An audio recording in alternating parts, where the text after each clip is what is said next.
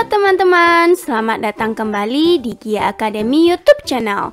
Semoga teman-teman tetap sehat dan terus semangat. Nah, saat pandemi seperti sekarang ini, penting bagi kita untuk fokus menjaga kesehatan secara rutin ya, dengan banyak berolahraga. Oh iya, saat teman-teman berolahraga di luar rumah atau bersepeda, pernahkah teman-teman terinjak paku? Pernah jugakah teman-teman memperhatikan kondisi paku di dalam rumah berbeda dengan di luar rumah?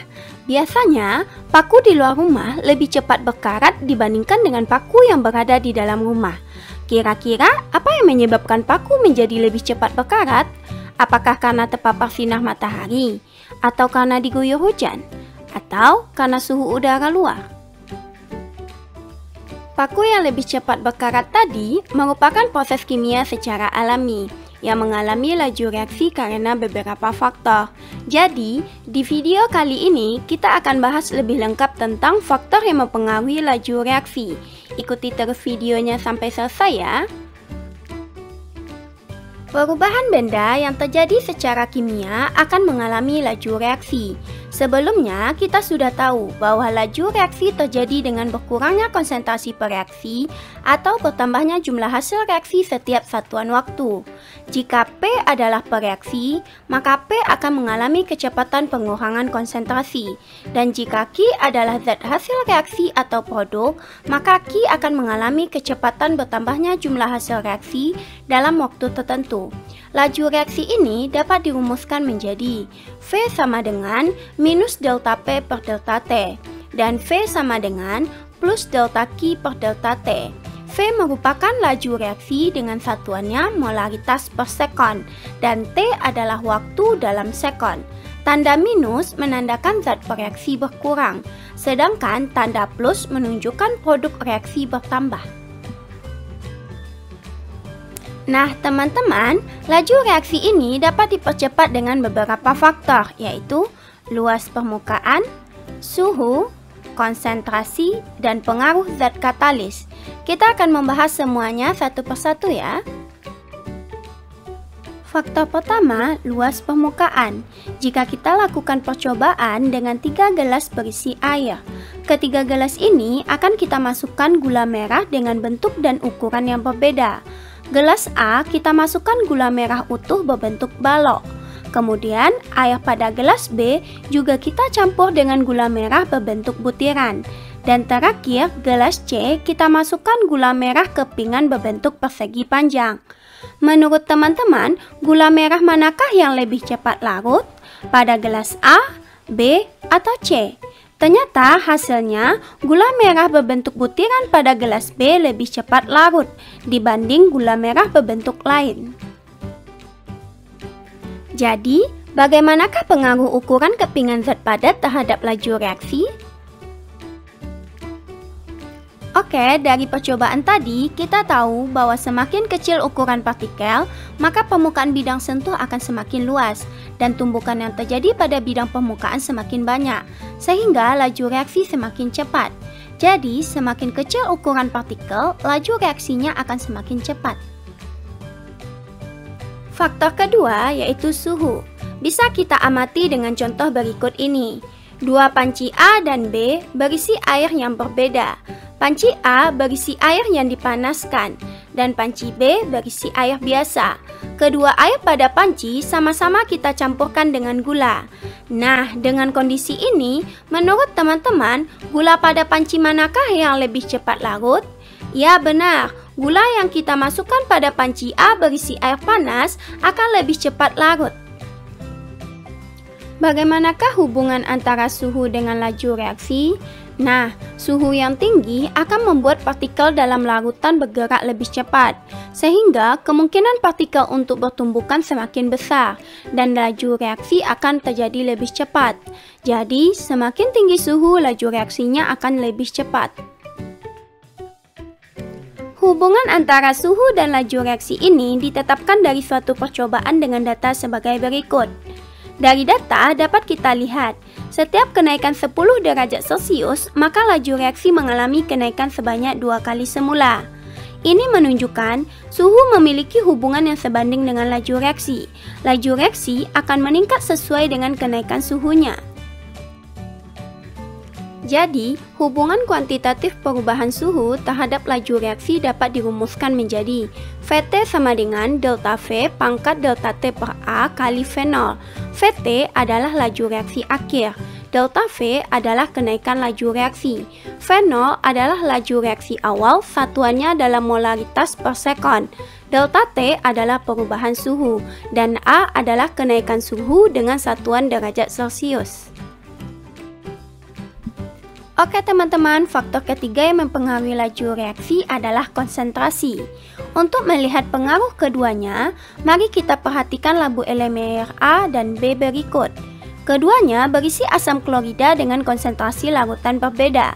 Labu Erlenmeyer A memiliki konsentrasi 0,5 molaritas, sedangkan B 1 molaritas. Nah, menurut teman-teman, manakah yang lebih cepat bereaksi antara labu Erlenmeyer A atau B? Untuk menjawabnya, kita perlu ingat kembali bahwa reaksi kimia terjadi jika partikelnya saling bertumbukan. Semakin besar konsentrasi, maka semakin banyak partikel zat yang bereaksi. Akibatnya, kemungkinan tumbukan antar partikel akan banyak terjadi dan laju reaksi meningkat. Sama halnya dengan ilustrasi berikut.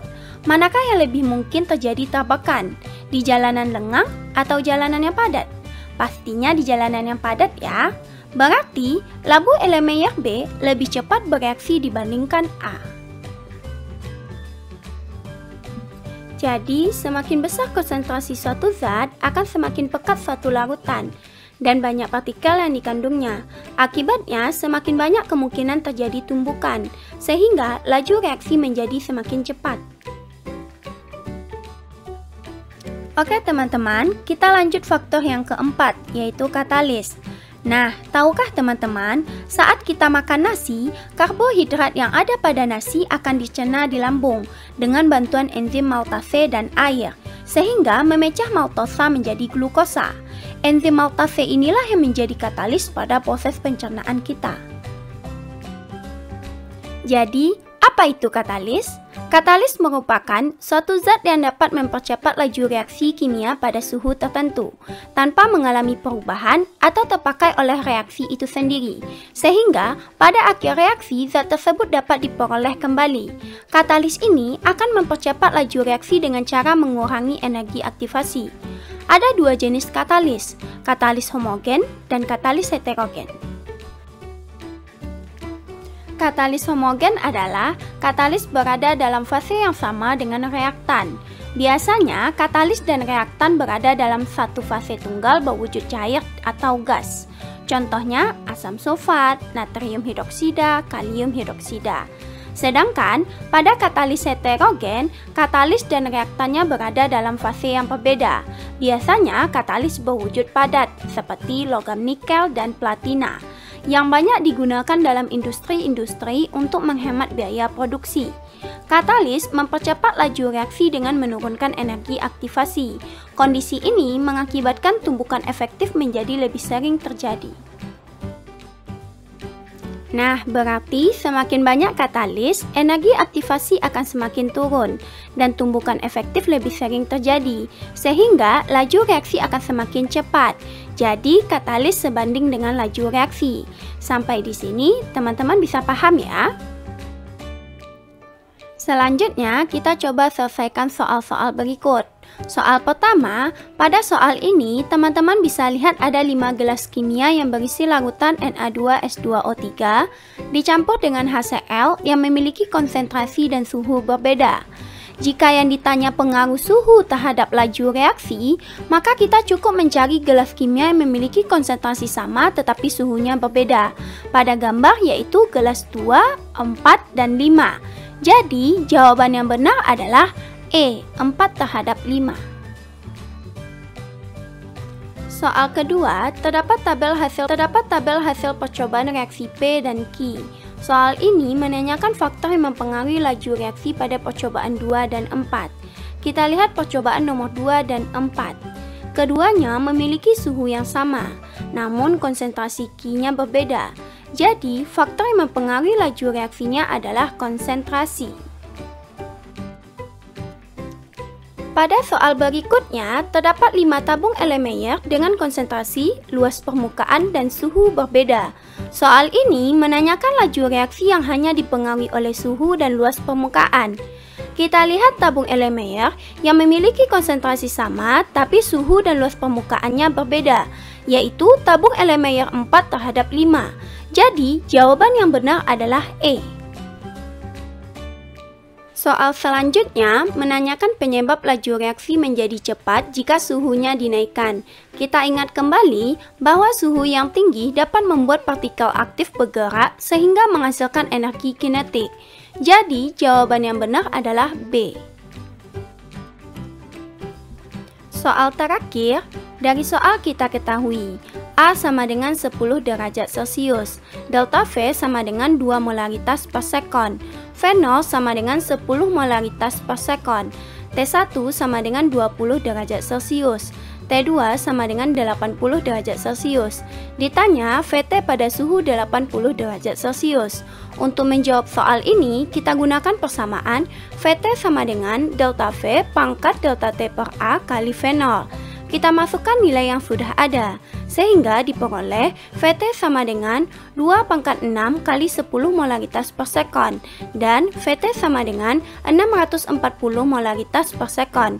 Jadi, laju reaksi pada suhu 80 derajat Celcius adalah 640 molaritas per sekon. Oke teman-teman, berarti di video kali ini kita udah tahu faktor-faktor yang dapat mempengaruhi laju reaksi, yaitu luas permukaan, suhu, konsentrasi, dan katalis. Keempat faktor tersebut sebanding dengan laju reaksi. Bisa dimengerti ya teman-teman? Nah, sampai di sini dulu pembahasan kita tentang faktor-faktor yang mempengaruhi laju reaksi. Jangan lupa tonton terus video terbaru di channel kita ya. Sampai jumpa!